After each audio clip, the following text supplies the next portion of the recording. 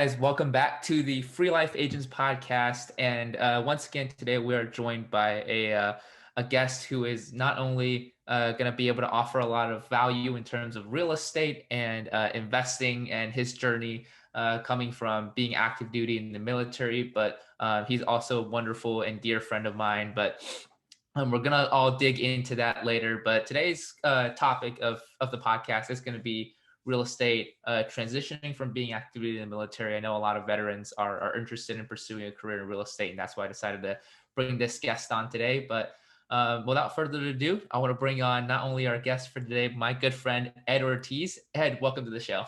Thanks, Kobe. I'm glad you had me in.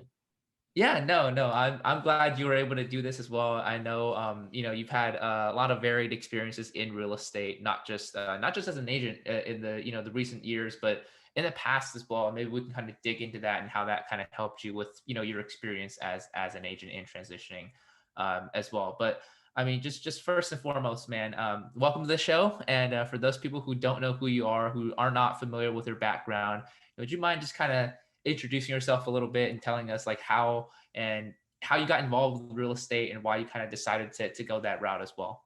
Hi, my name is Ed Ortiz. I'm a retired Army veteran. I got involved in real estate at a very early age of 21. Um, Wow. Now people have a term they coined house hacking. Well, I started house hacking before that was a term. At 21, I noticed that in the town that I was living, it was a military town. They had a lot of duplexes for sale. And I noticed that if I could buy one of those, I could live in one side, rent the other, and it will cover my mortgage, which seemed like logical. So I started by doing that, and that's when the real estate bug kind of bit me. So I looked at all the benefits and started buying little rentals, and that has allowed me to live pretty comfortably while in the military. Um, we traveled a lot, so I got involved with property management and other real estate agents, and I saw what they did, and it looked interesting, but never took a dive as far as becoming an agent for a very long time due to moving from city to city, like most military do. But in my last duty station, um, I constantly had friends and coworkers that kept coming up to me for real estate information. And you know, one day my wife said, once you go get your license, you know, I mean, you're helping out anyway, and the agents are making money, so why not you make yours?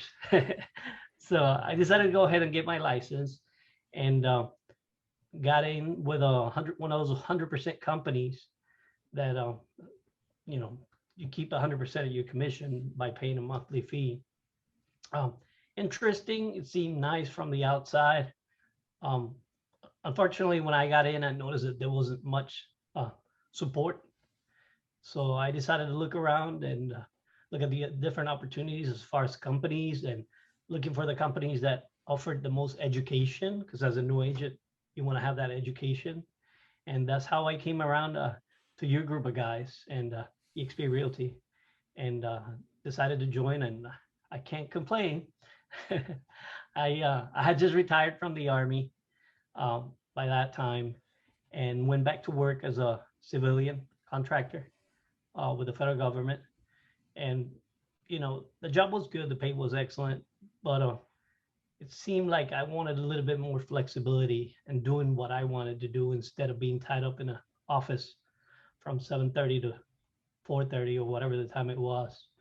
And I worked my way, like Dave Ramsey said, don't jump up the boat until you get to to the to dry land, or to the dock, he says. So I decided to stay working full time while pursuing real estate as a realtor part time, and this company has allowed me to do that. Fortunately, I started getting more and more clients and doing more and more business, and I was finally able this last May to quit my full-time employment and dedicate to real estate full-time. And that's how I got here. Yeah, congrats, Ed. Well, congrats on finally jumping into real estate full time. I think that's wonderful. I mean, we always like to celebrate people who want to do that and have accomplished that, and you have. So congrats on doing that. I Thank you. mean, surely your career was rewarding in the past, but I mean, like you were just talking about the freedom of being able to do what you got to do when you want to do it. I mean, there's nothing that compares to it, right? I mean, that's probably why you got into real estate in the first place, right? In a couple, Exactly. when you were younger. So yeah, just backtracking on what you said and how you got into real estate. You said you bought like your first house hack when you were 21 years old, Yeah. and you basically invented house hacking before you it even existed, right? So if you guys are out there listening and you guys are familiar with bigger pockets and house hacking, well, Ed was the person that actually invented it. Somebody else just coined the term and made it popular. I wouldn't take all the credit for it. I'm sure there was somebody else doing it before I did. Right. I mean, I mean, at the end of the day, it's just a principle, right? It's just like the creativity and the principle of having a property and then renting out rooms so that other people can pay off your mortgage. I mean, and just getting into that and getting your like your mindset when you were when you're first doing that house hack and getting into real estate. I mean, I'm younger myself, and you said you got your first property at 21. So like, what was kind of like that mindset? When you were making that decision and kind of moving forward with that. I mean, were just a lot of your friends doing that at the same time as well, or did you have like a mentor that kind of reached out and you were just learning from them? No, unfortunately, we didn't have Mr. Google back then, so I did a lot of reading. And I'm actually, most of the people that I was around were military members, and a lot of them were like into, "You're 21, man. Why are you thinking about buying a house now?" But to me, it just made sense. I mean, interest rates were really low at the time, 8.5%. They've been coming down, early 90s. And I did the numbers, and I could buy a little duplex, 2 bedroom, 1 bath each side for like $50,000, which was like $450 a month in mortgage. And one side was already rented for 410. So it's like, I can live on the other side for $40 a month. You can't beat that. And the Army gives you an allowance. Military gives you an allowance for housing every month. So I figured, if I'm only paying that, I can pocket my whole allowance and maybe invest in something else, which is what happened. I went from that duplex to a single family home, and then another single family home, and then I bought a mobile home park with 5 acres, 25 units, and kept buying little 3 bedroom, 1 bath, 3 bedroom, 2 baths in Central Texas, the area of Fort Hood, Killeen. Um, and I got comfortable. I got comfortable enough to where I thought I was going to get out of the military. But by that time, I had too much time invested. I had like 12 years in. I wanted to make sure that I had that 20-year retirement. So I kept investing, but still in the military, which I did. I ended up staying 26 years, but that's another story. Right. Yeah. Yeah. But I mean, that's really smart of you to get started, not just like get started investing in real estate, because I mean, tons of people do that. But the fact that you got started so early on and then you saw the opportunity and you seized it, and then I mean, I'm sure you were. I mean, I don't know how much you were, sacrificing at the time, maybe your time or whatever it may be. You're risking money investing in real estate, maybe not having as much fun as maybe some of your friends were at the time, but now, as you can see, you sacrificed time up front, and then now you're reaping the rewards, right? Well, you can see the results now. I'm not that great at PlayStation because my friends at the time were all playing PlayStation on the weekends and stuff, and me, I was busy getting a house ready for rent. A tenant had just moved out. Me and my wife were in there working, and at the time we established more goals. For example, one of the goals was that when we had our first son or kid, we wanted to make sure that my wife was able to stay home. And by investing in real estate with the rents coming in and so on, we were able to do that. She was able to stay home and take care of my son. And as the years went on, we were able to become more and more comfortable and buy bigger, nicer home. But still, it wasn't easy. We had to put some work on it. but it can be done. Anybody can do it if you put your mind to it, especially with all the information out there nowadays. I mean, you just punch a couple words in the internet and boom, there comes the information. There's a YouTube about it. Instead of me, I had to go out and read and watch late night commercials with Carlton Sheets and all those people from back then. It was different, but um, I feel like if I had the opportunities and the resources that you guys have right now, that we all have right now, I would have been a lot more further along. Still not complaining though. I enjoy what I do. Yeah, I mean, it's good that you have that mindset. I mean, and I mean, even then, when you were putting in the work too. I mean, I'm sure you weren't complaining at the time, or maybe you were, I guess. But I mean, it should be a no-brainer, I think, right? With people, especially now with the access to information, is just kind of get started, get started while you're younger because you have the time. You have that experience firsthand, right? Like get started when you're younger because you have Yeah, time on your side. yeah. Some of the things that I learned also was to value my time. I in the military, I was getting up at 5 in the morning because I had to go and do physical fitness training. Then I had to come back home, get ready, full days of work, and sometimes you don't get out of work till 5. And then after that, that's when I had to come home and um, work on the properties or paint or do this, that, the other. So I started collecting tools and equipment to fix my own houses and everything. And sometimes I would spend the whole weekend working on a property, only to find out that if I had just hired somebody, it would have been $40 more expensive. But so technically, I saved $40 for doing it myself. Uh, and that's when I started doing numbers. I'm like, you know what? I need to take some time off. Maybe somebody else could do this and could probably even do a better job than I can. So it's very important that you value your time and you get your priorities straight in real estate or anything else in life. But in real estate, you have to pay close attention because there's always going to be an improvement that you can do. There's always going to be something, I don't know, a garden, painting a room, adding this, that, the other. How much is that super nice dishwasher is gonna add in value to that property when an average price one could do? Do I want to improve that kitchen and put all granite countertops in an area where properties generally don't have that kind of, you know, upgrade?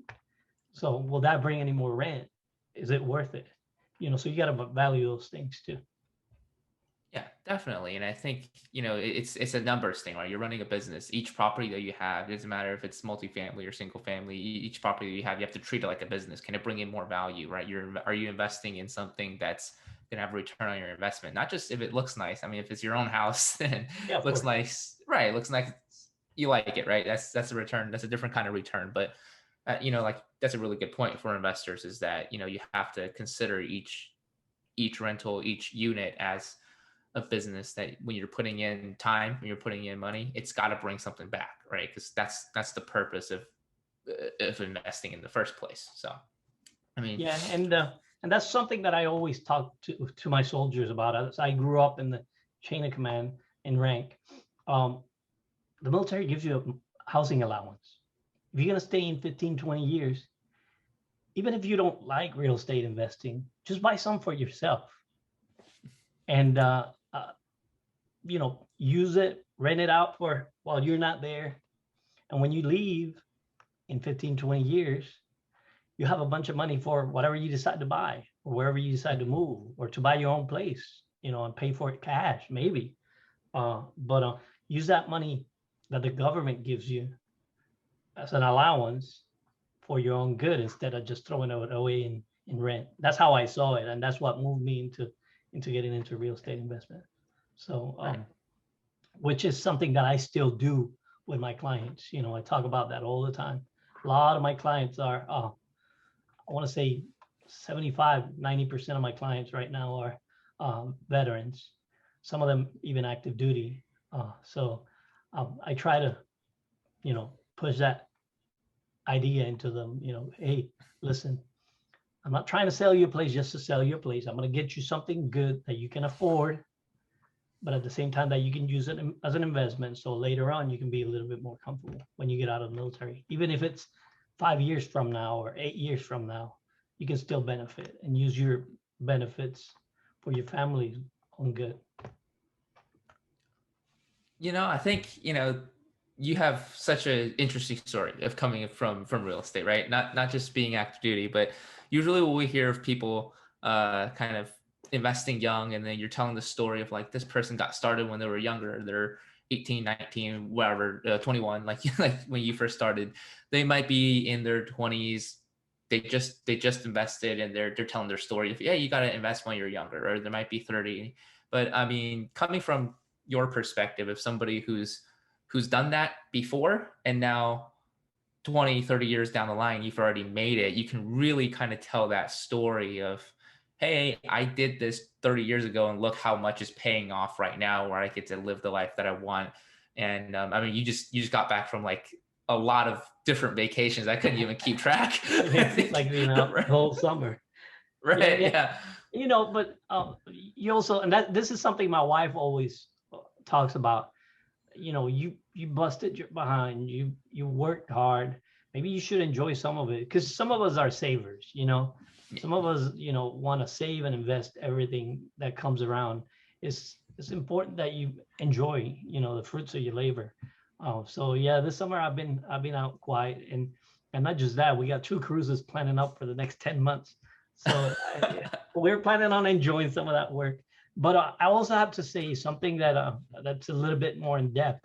But I also have to say that um, I have also used tools that um, real estate people use in order to, how do you say, use that base that I had bought when I was 21 to nowadays. For one example is I use exchanges. Like in the last couple of years, the market in Texas have been excellent. And I don't live in Texas anymore. I live in Georgia. So I was able to sell some of those properties. Well, all of them. I just sold my last one. Sell my properties in Texas, use a 1031 exchange in order to buy bigger and nicer properties where I live at. And that also bring more income, you know. Um, so learn, talk to others, use those tools. By me buying when I was young, I took advantage of the market increase and used that money with a 1031 in order to get something nicer and more comfortable that brings more income. And it's easier. I don't even manage my own properties. I have property managers, because they are bringing enough return on investment to support that. So I'm able to go and take a vacation. I'm not worried about, what is it, tenants and toilets that they talk. So, and Right. if I can do it, anybody can. I love that you say that, because I mean, I tell that's something I live by, right? Is if I can do it, anybody can do it. So I love that you have the same or similar mindset as well. But yeah, I mean, having now that lived through, you know, the investing, and being able to use the tools that you did, and thinking creatively, taking advantage of markets, and then now reinvesting it, like taking advantage of market shifts, even. The hot market, you're selling your portfolio, and in a kind of like a colder market, you're actually going back, being more aggressive, buying up more property. So that's definitely something to keep in mind as well, if you're getting into real estate, and especially on the investment side. But kind of skipping tracks, or jumping tracks a little bit onto another topic, kind of jumping around here.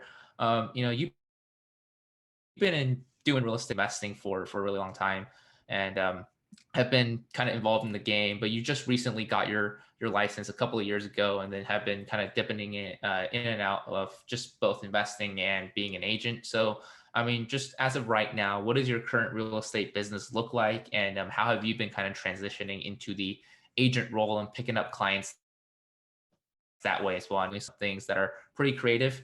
You've tried some things that hasn't worked really well, and you've tried some things that has worked really well as well. So if you could kind of share that experience with the Yeah, I used audience to have here. different types of investments. Like I dipped into the mobile home park scene and multiple family homes, and single family homes.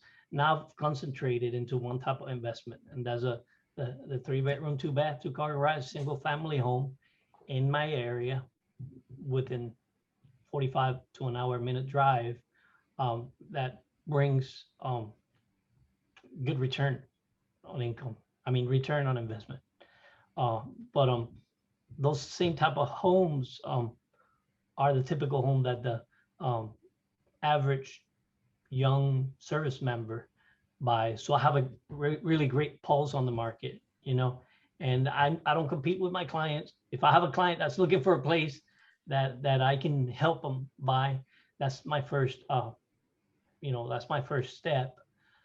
However, the types of homes that I buy, a lot of them need improvement. So a lot of the service members want something that they can move in right away. The stuff that I buy, is going to need some work. So by keeping my focus on this market, it helps me be a better agent because I know, what to offer, what my client should be able to get for the money. But at the same time, it gives me the advantage of I really know this market. I know when an investment is really good for my portfolio also. Yeah, I mean that's kind of like the deal with being an investor agent, right? If just not, I mean, the first thing you said, not competing with your clients, that's pretty important. Just the ethics of it, and then also, just because you're in the market as an investor, it really does help you as well, kind of educate new clients that you're working with. That especially, like you said, the approach that you take of not just putting somebody in a house, but helping them understand the investment aspect of it in the future as well. I think that's going to come in really handy. Yeah, Uh, um, and military members, a lot of they're very young. We're talking early 20s, a lot of them, and especially in the last couple of years, you'll hear like real estate. That's where it is. You should invest in real estate. This, that, and the other. And, when you having a service member that you think that's buying too much house, it's your duty as an agent to take care of him and say, hey, listen, brother, it's just you and your partner, 2 people, that 5 bedroom house, I think that's, and your budget, how much an allowance they're going to get because of their rank and position. So you're like, you understand that this is going to be so much more above your allowance, maybe you should consider something that's a little bit more within your allowance, so it's easier for you to pay for every month, to afford. And a lot of those soldiers, also service members, will move out of the area within 2 or 3 years. So that place is gonna have to be a rental. So you want to make sure that it can bring as rental at least enough to pay for that mortgage, because otherwise they'll be underwater. So a lot of education for the new buyers, and not just try to make a buck out of it. Yeah, if I sell a bigger home, in a nicer subdivision, it might bring me a bigger commission, but I'm doing them a disservice. So I try to make sure that I sit down with them, go through their not necessarily the whole budget, but go through what they can afford, why they're trying to get this type of property, how long they think they're going to be on it. Because there's honestly some people that shouldn't even buy a place. If you already got orders and you're moving within 6-8 months, do you really want to get into a new house? Do you want to be an investor that bad? Because that's what you're going to be. It comes with the job, let's say. So I try to sit down with them, have a good conversation, go, hey, listen, let's look at the options.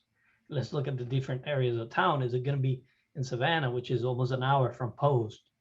Is it, are you going to need to be within 15 minutes from work? Because, the military is not your typical work where you can just say, hey, I'm going to be late today, you get cold, you got to be there. So you want to be close to where you work at. So those are all different variables that come into it. And the fact that I've been in the military and that I did so many years in, sort of give me an advantage compared to um, realtor or real estate agent that doesn't have that experience. Right.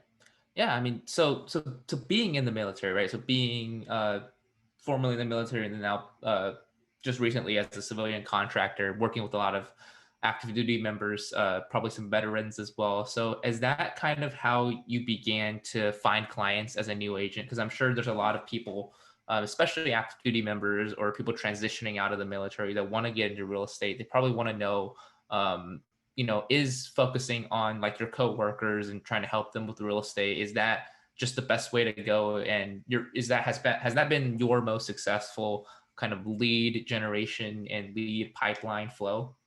Referrals, yes. Yeah. I since I, my first few clients were active duty military.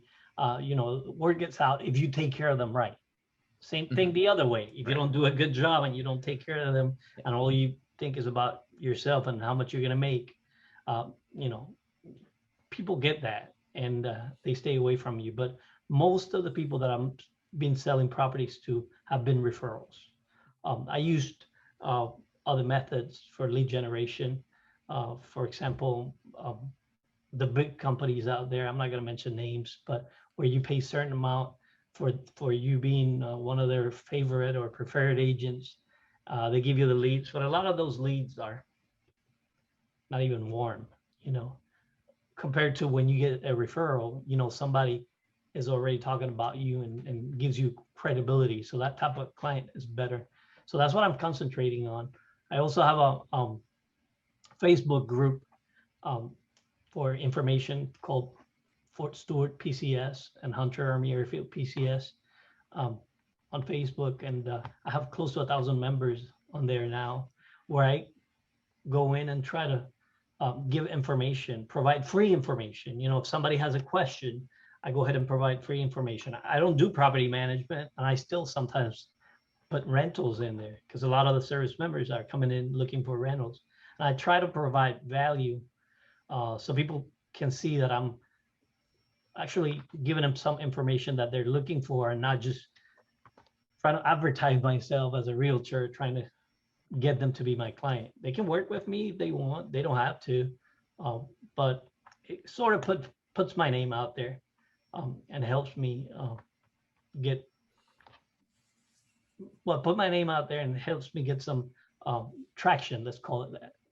Yeah, no, definitely. And I think it's so important that you're focusing on that, and other agents should kind of listen and take something out of this as well, because there's people who spend, like you said, spend a lot of money on marketing, big companies, individual agencies, small companies, whatever. And I mean, it has worked for a lot of people. There has been agents who are very successful with paid marketing, and that's definitely an avenue that is not should not be written off. But if that's not who you are, if you don't have that kind of budget, if you're not running that type of business, and especially if you already have, like you said, that warm market of referrals, right? You already have a lot of people who already know, like, and trust you. You should definitely start tapping into that market before dropping $5,000 a month on paid advertising. I mean, it's just, I mean, at that point, it's just, you don't have to spend that money. So you can definitely just, like you said, go and reinvest it into something else, reinvest it into real estate yourself, whatever it may be, because you already have clientele coming in, especially, working active duty, working military members. That's something that's very important, is the word of mouth within the community, right? Exactly. And you want to make sure, and sometimes you're going to miss some deals. There's going to be some deals that you're not going to be able to do, but you still should keep a good reputation. I'd rather miss out on a deal, but help somebody. And you have to understand that that might just bring you two or three more deals. The fact that you sat down with a service member or veteran and talked about, hey, listen, maybe at this time you shouldn't. Maybe you should wait till you pay off that charger and those three credit cards that you have before you get into something like this, because it's going to put you on a really really tight budget. So let's sit down. I help you even find a rental, or let's sit down and come up with a budget that can help you pay those things off quicker, so then you can um, invest in a property. And they come back. They appreciate that when you're honest and You tell them, what is it? The hard truths sometimes, Yeah. uh, hey, listen, maybe you shouldn't buy it this time. Maybe you should wait a little bit and get everything in line. So um, your house should be a blessing, not just another bill. Right, exactly. And I was, I just had an interview with another agent who mentioned something very similar to that as well. Is that it's the agent's responsibility to, get a house sold or put a buyer in a house, but after that, after closing, that's it, right? They might send a gift or something like that, but usually that relationship stops there. Maybe referrals on the back end, referrals later on, but you don't really think about what happens when you sell a house to somebody and then 5, 10, maybe even 20 years down the line, they're not able to finish paying off their mortgage and they have to go into foreclosure, right? The stress that it puts financially, emotionally, just mentally on a person, and especially if they have a family, right? Just going into that process, it's definitely not, it's not something that it's great, right? It's horrible actually. So I mean, as an agent, you want to come in and provide that value of, hey, I'm not just going to put you in this home, but let's see 10, 20, 30 years down the line, can you actually pay this off, and how we're going to help you do that versus, here's a house. Oh, you can afford it now. You're going to get approved. Oh, here's my commission check. And that's it. Right. Yep, yep. Yeah, I stay in touch with a lot of them, and that's probably another reason why I get so many referrals. Because I'm retired, I have plenty of time. I'll call them back and say, "Hey, man, it's been a month. I haven't heard from you. What's going on?" And you should hear them. They're like, "Man, this guy didn't just sell me a house. He's somebody that actually cares." And I've actually helped some of them deal with warranty issues at times, and they call me, "Hey, man, I'm since they know I'm an investor, they're like, "Hey, I need to do this or that job in my house. Who do you recommend?" So I'm able to recommend the same people that I use uh, for them on their projects. So it's sort of like becoming a source to them, but they always keep you in the back of their mind. Hey, that's my realtor, the guy that helped me out. Right. Yeah, no, definitely. Like you should just be not just a realtor to them, but like also as a friend now that you're Exactly. referring them. Yeah, you're referring them vendors and everything like that as well. And then something else I think, maybe I can get your take on is as an investor, you said you've worked with a lot of agents in the past. So I mean, have you picked up anything both good and also bad as well that you want to avoid some traits or some agents that you've ran into in the past where you might have a good experience or sometimes you had like a bad experience that you really want to avoid that has affected you now being an agent as well? Well, as salespeople, we become a lot of them, or a lot of us become desensitized, in terms of I'm making a sale, like I'm just another car salesman that did a transaction and that was it. He left driving, um, and don't provide that personal touch. Everybody, what is it? How to Win Friends and Influence People by Dale Carnegie.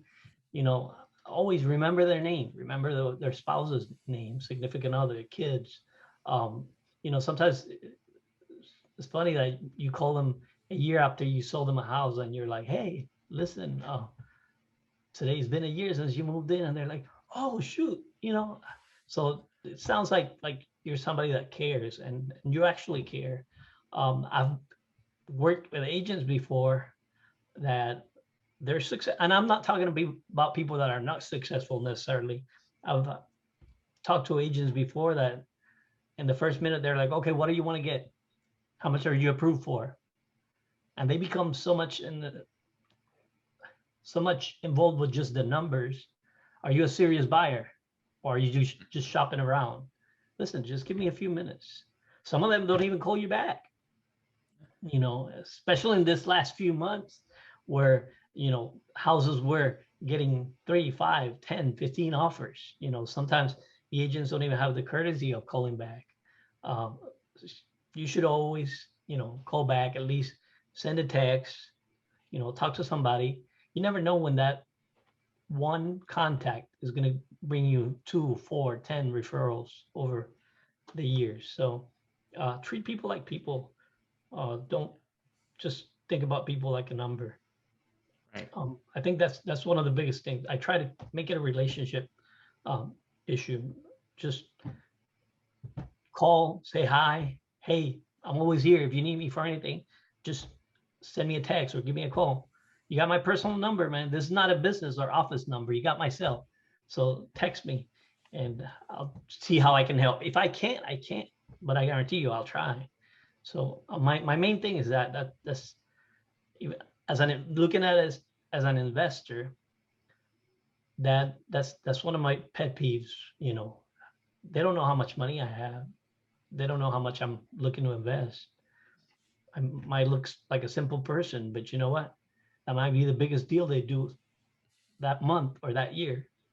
So, you know, treat everyone with respect and pay attention. Right. I love that. I mean, and then also just treating people the way that you want to be treated as well. So you've been in their shoes, you know exactly how, you know, an investor might feel or a buyer might feel, you know, when an agent just comes on it and starts treating him like a number. So I love that you have made this relationship thing, and the example that you brought up as well, where, you know, you never know when, you know, responding to a call on a listing or responding to an offer just with courtesy can lead to better things down the line. And I believe you have some examples just on the investor side where you have worked with other agents in the past and you were able to offer them the courtesy and build that relationship. And in the future, it was able to yield you some rewards, right, on some of your investments and just getting into some deals, right? So maybe you can share a story or an example of, you know, how that happened, or you know, some of the things that you were able to do and actually get rewarded for it on the back end as an investor. Um, I kept in touch. I used my same real estate agent in Texas since 1994, 28 Wow. years. Um, he held my hand through my first buy, which was that duplex. He wasn't even a buyer's agent. He was a seller's agent. I didn't know anything about the difference, you know. And he held my hand through the process, me being 21 years old. And he said, you should do this, you shouldn't do that, you should get an inspection, this, that, and the other. And so I'm not using myself, I'm using him as an example. He was completely honest. He treated me with respect, even though I was a 21-year-old, you know, with not much money and barely spoke English. Uh, and he taught me that your word is a bond. You know, if he said, "Hey, Ed, I'm gonna be here this and that day," he was always there. If I had a question, I grabbed my phone, called him. He would always answer the phone. He was many times. He told me, "Ed, don't buy that investment property. You know, listen, I'm not gonna give you the whole story. Just don't buy that one." You know, and I learned to trust him, and I didn't buy that one. On the other hand, there was some that I, you know, wanted to buy, went and bought. And even though he wasn't even involved in the deal, I got him involved in the deal so he would get paid.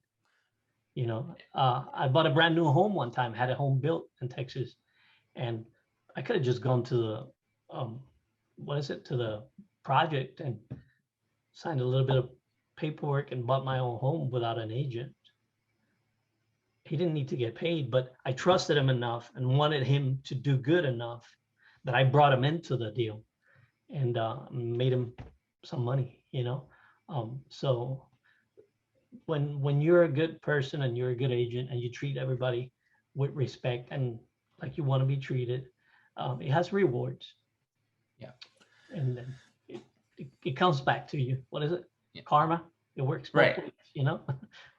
It does, or it certainly does. And I mean, it's I think somebody who's like a more an older influencer, his name's Emerson. He says that's the law of compensation, right? If you're putting something out, you're getting compensated for it the same way back. So if you're putting out a positive, you know, a positive attitude, you're giving something, you know, good to somebody else, you're treating them well, then you know, on the back end, you're going to get treated well as well, versus you're trying to cut somebody out of a deal, you're trying to be sneaky, take advantage of somebody. Well, you're going to feel that on the back end, however that might be as well. And it's always more so than you're putting out, right? That's the law of compensation, is that whatever you put out, you're going to get tenfold back. So you put good out, you get tenfold the good back. You put bad out, then, you know, you're going to experience negative effects of it 10 times as worse as you were, you know, giving it to somebody else as well. But I think that's wonderful that you had that experience with the agent, and then now you're giving it forward as well to the people that you're working with as well. So uh, jumping topics a little bit again. So you did mention earlier on the podcast, when you first got started, as an agent, you're with 100% brokerage, and then there wasn't a lot of support and so on and so forth. And then you just came across EXP Realty, and you are now currently, you were one of our first agents, definitely when we first started building our team out. So, special connection here for sure. But you are one of our agents here on our team and at EXP Realty, and we love having you here. So I'd love to get your take, and for the people listening as well, why did you end up choosing to join EXP? What was the kind of thought process behind that? And over, the time you've been with us, how has that impacted your business? Not just the company EXP, but us as a team and our group, and how has that impacted you? There's so much information available out there now on the internet that it's sometimes you can have information overload. Right. I initially, when I started with that other company, I thought, 100%, you can't beat that. You know what I mean? That's like being a broker, uh, and I did a couple deals with them, but including some on my own. But support was slow, and there was a promise that there's always classes and everything. Well, guess what? Every one of those classes you had to pay for, and there weren't that many classes anyway. So a lot of them you had to use your local association in order to get some education and so on. And the agents were not very supportive of each other. So, I thought, hey, I'm going to go ahead and join one of the company that offers the most education. Okay, I wanted to learn. I didn't want to just be an agent that, gets paid and gives customers half-baked information. I wanted to know what I was doing. And yeah, as an investor, it's one thing, as long as the numbers work, and you have a good agent representing you, you're good to go. But as an agent, you don't want to be, half cooking stuff. You want to make sure that the information that you give your clients is right, just because it's the right thing and because you're also liable in case you don't. So I started looking, and I looked at some of the local agencies. I looked at some of the big ones, the competition, EXP's competition, and thought about joining them because they had good education departments and so on. But having a full-time job, prevented me from being at 9 o'clock meetings, or Monday morning, 8 o'clock get-togethers at the office, or hey, everybody has to come in and do 2 hours of cold calling. I couldn't do that, and there's not many brokers that want to offer you that part-time opportunity. I wanted to dip my toes. I had a great job with the government, so why am I just going to give it up without knowing if something is going to work out or not? So I wanted to start part-time. So I started looking around, and especially YouTube. I started looking at all the big teams out there, and then I narrowed down to you know what, this EXP thing looks pretty interesting. So I started looking. I watch a whole lot of, too much if you ask me, YouTube videos about the company, and looked around at teams. Some of them were so big that it was hard for me to see how they could bring you that personal, one-on-one level conversations or answer your questions and so on. Once you have 300, 400 agents on your team, it becomes a little bit, impersonal, I would say, and some people might be able to do it. For me, it didn't seem possible. So what I did is I looked around a team that had part-time agents, that had people that were willing to give you the time and answer your questions. And fortunately, I found you guys in one of your pages, and I had a nice talk. There wasn't any pushing, any hard sales. I just talked to you and Charlie. We had a little conversation, and Charlie was also doing it part-time. So it seemed like he was already doing it, so it was possible. And I talked to you, and you're a couple months younger than my son, so it was easy to talk to you. And it was funny because you're young too, but from me, when I was 21 and owning a property and have people come up to my front door and say, hey, you can't be the owner, you're 21, you know. Now I see you and I look at you and I'm like, yeah, he's 21, but that doesn't mean he can't have the right information. That doesn't mean that he can be smart and know about the business. So I was being judged back then. I try not to judge at this time. And every time I called, I got a call back. Every time I texted, I got a text or, hey, listen, I'll talk to you in this time. We made an appointment. We Zoomed. It was right in the middle of the pandemic. And but the conversation was still great. We still were able to talk. I was able to get started selling homes, and before I know, it made sense jumping up the boat and going into this full time. One of the biggest um, frustrations that I had was that I would get calls during the day for real estate, but I'm working. I have a full time job, so I can't really answer the phone and make a real estate deal. It didn't seem ethical. So I have a feeling that I missed out on a lot of business because I was tied down to a desk, and that was frustrating. So now I should be able to get that business. Yeah, no, definitely, man. And thank you for the compliments thrown at us and thrown my way. I think when you first met me, I'm 21 now. So when you first met me, I think I was either 18 or I think I was 19. I was not 19 at the time and brand new, fresh into the industry. I had no idea. I mean, I think I had one or two agents on the team at the time. So um, you were definitely, somebody who came in and made us feel very comfortable. I mean, even Charlie, who's my sponsor at EXP as well. We're just getting started with our journey of building out our teams, and then you came in with what you said about us, and we're definitely gonna show up, and that's how we want to show up for all of our agents down the line as well, even when we get to 300, 400, and 3,000 and 4,000 as well. Because I mean, just a side note on that, that's how revenue share kind of works, right? It's not, you don't have to go out there and be responsible personally for thousands of agents. You have your leaders, and then they have their leaders, and so on and so forth. So you're able to offer varied levels of support. And maybe you can touch on that as well. Maybe that's kind of the reason why you end up joining with us specifically, was because we not only have that personal touch, but above us with different sponsors who's been in real estate longer than we have, who has more investing experience than I do. They were able to offer that part of it, and then you're also able to get what we're able to offer you, which is just immediate kind of personal touch support as well. Yeah, and there's also a lot of training that's provided. Right. You guys have your own course, the explosive, and Yeah. which I'm able to provide to the agents that join with me as part of the team. There's also weekly calls and courses like the one from Connor, Mhm. and all that information is free for the members of the team. So um, we can access that information, and a lot of the atmosphere is let's help each other. It's not doggy dog. Hey, if I get this deal, you don't get it. No, every time that you have a question, there's one member of the team out there that has already encountered that type of situation.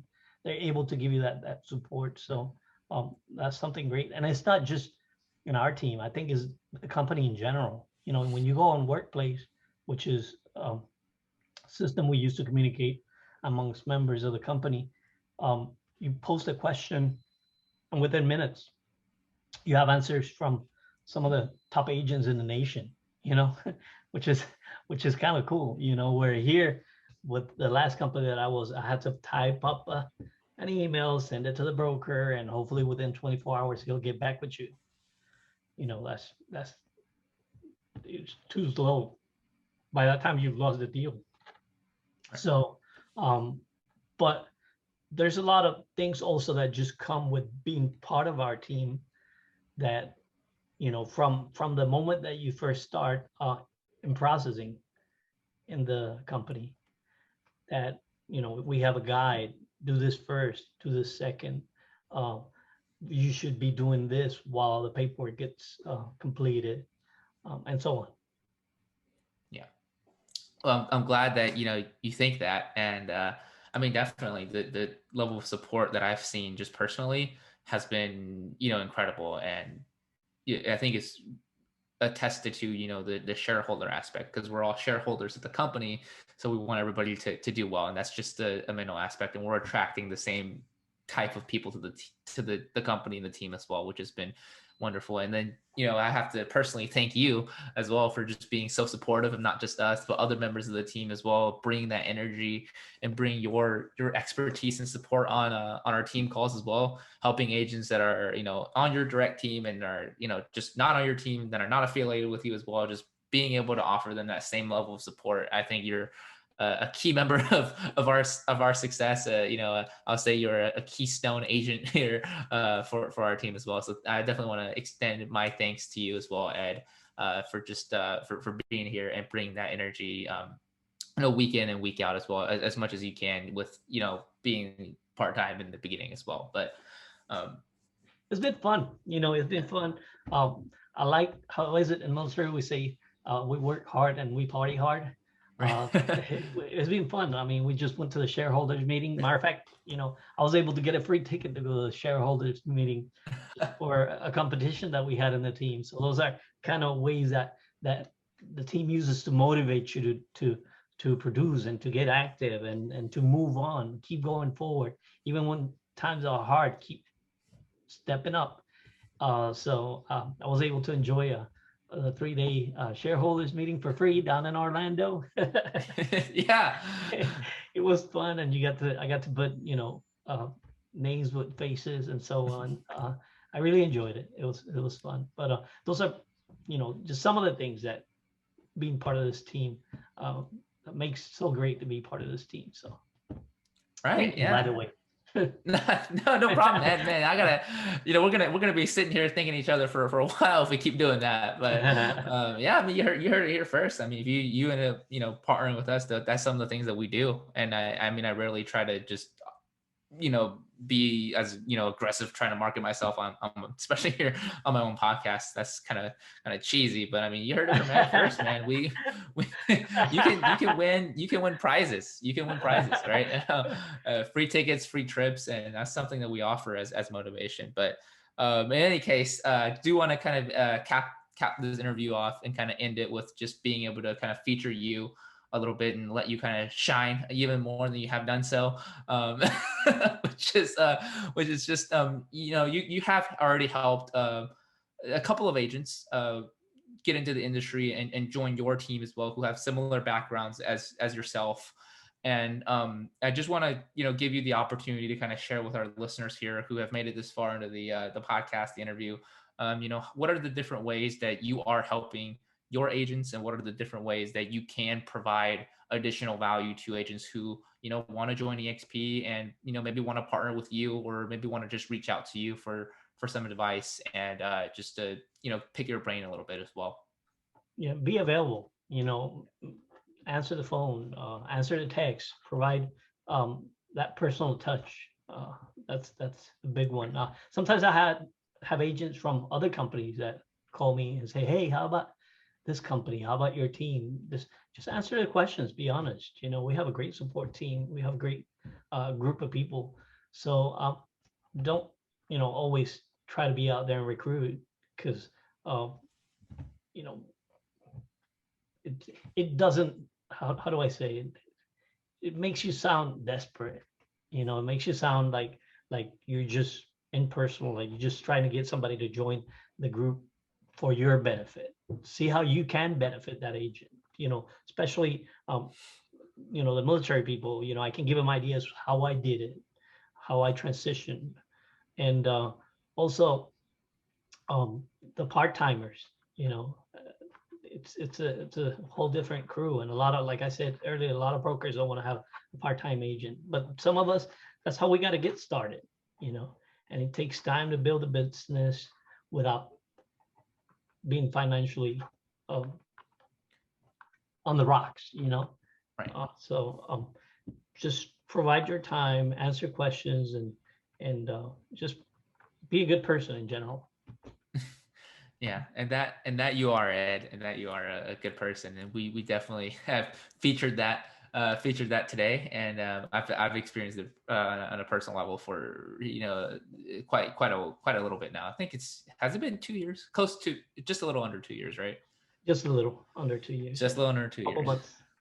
Yeah, just a couple of months, right? Yeah, I think that's it. But in any case, you heard it here first. If you are an agent who want to reach out to Ed, if you're an investor, if you're an agent who has referrals, right? PCSing from active military members as well. Ed is in the Savannah, Georgia area, I believe. You can kind of share maybe like your specific base that you guys work on. Correct. Yeah, I serve the Savannah, Georgia area, Richmond Hill, Midway, Hinesville, Fort Stewart, Hunter Army Airfield, Pooler, all this area around here. And we have Fort Stewart and Hunter Army Airfield are the two major military bases here. Right. Yeah. So if you guys have any referrals of PCSing or military members moving from base to base, Ed can definitely help you out here, and hopefully he's given a good enough a good enough interview right today to be able to be your service agent in that area. And yeah, I mean, he's also and it's also a Spanish speaker, a very fluent Spanish speaker as well. So if you're a bilingual agent or an agent listening to this podcast in another country, which we have. So definitely reach out to Ed and see how he's able to help you and build your business as well. But other than that, man, thanks for being on the show. Is there anything that you wanna leave our audience with? Any lasting thoughts? No, you can always reach me at www.ortizrealestate.com or even my personal phone, 912-509-3052, or at Ed Ortiz Realtor on Facebook.